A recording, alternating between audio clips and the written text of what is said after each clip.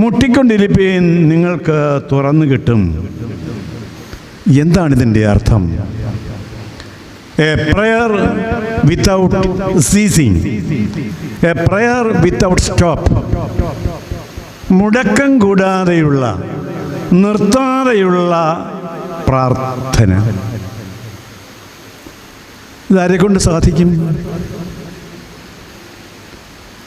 പഴയകാലത്ത് 1-ാം നൂറ്റാണ്ടുകളിൽ നിലവിലുണ്ടായിരുന്ന ആശ്രമങ്ങളിലും മഠങ്ങളിലും ഇതേ പ്രശ്നം തന്നെ ഉണ്ടായിരുന്നു. നിർത്താതെ എങ്ങനെയാണ് പ്രാർത്ഥിക്കുന്നത്? നമുക്ക് ധാരാളം ജോലി കാര്യങ്ങളൊക്കെയും ചെയ്യുവാനുണ്ട്.